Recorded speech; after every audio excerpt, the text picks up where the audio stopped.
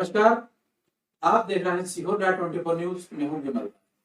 आइए जानते हैं आज शहर की प्रमुख खबरों की। सामाजिक क्षेत्र में कार्य कर रहे 28 वर्ष के नरेश सिजापति मुंबई में प्रवासी मजदूरों के साथ रहकर उनके अधिकारों की लड़ाई लड़ रहे हैं।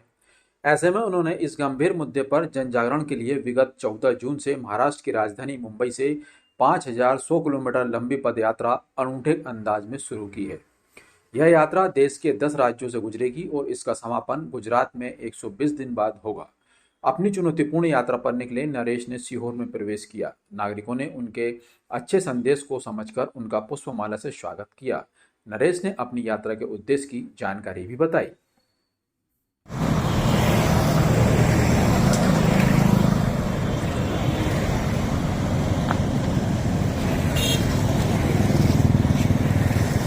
मेरा नाम नरेश सिजापति है और मैंने ये यात्रा 18 दिन पहले मुंबई से शुरुआत की थी। और इसका मुख्य उद्देश्य है कि जो प्रवासी मजदूर होते हैं उनके हक अधिकार मिले, उनको मान सम्मान मिले।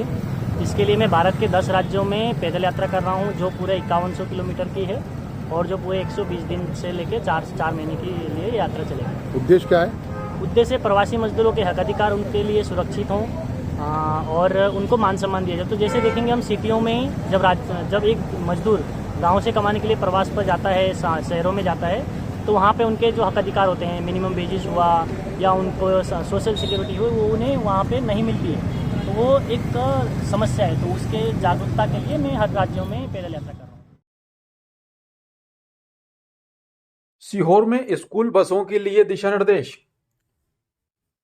बच्चों को सुरक्षित स्कूल से घर घर से स्कूल ले जाने के लिए विभाग ने क्या कहा, आइए हम आपको बताते हैं। केंद्र एवं राज्य शासन के निर्देश पर परिवहन कार्यालय के द्वारा जिले के सभी शैक्षणिक संस्थाओं के संचालकों को निर्देश दिए गए हैं कि स्कूल बसों में बच्चों के सुरक्षित परिवहन के लिए निर्धारित गाइडलाइंस का पालन करना सुनिश्चित करें।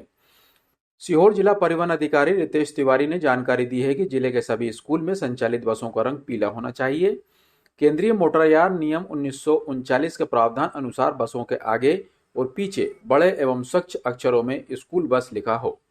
किराए की स्कूल बसों पर आगे एवं पीछे विद्यालय सेवा में लिखा हो। विद्यालय द्वारा उपयोग में लाई जाने वाली किसी बस में निर्धारित सीटों से अधिक संख्या में बच्चे नहीं बैठाए जाएं। प्रत्येक बस में अनिवार्य रूप से प्राथमिक चिकित्सा हेतु फर्स्ट एड बॉक्स की व्यवस्था की जाए।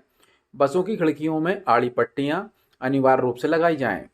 प्रत्येक बस में अग्निशमन यंत्र की व्यवस्था हो। बस में स्कूल का नाम और टेलीफोन नंबर बड़े अक्षरों में अवश्य रूप से लिखा हो। बस के वाहन चालक को भारी वाहन चलाने का न्यूनतम 5 वर्ष का अनुभव होना चाहिए तथा पूर्व में ट्रैफिक नियमों का दोषी ठहराया गया नहीं होना चाहिए। केंद्रीय मोटरयान नियम 1989 के नियम 17 के प्रावधानों के अनुसार बस में वाहन चालक के अतिरिक्त एवं अन्य वयस्क व्यक्ति भी हो। यदि बस में छात्राएं भी हों तो उस बस में महिला अध्यापक अथवा सहायिका की व्यवस्था सुनिश्चित हो। बच्चों के बस्ते रखने के लिए सीट के नीचे जगह होना चाहिए।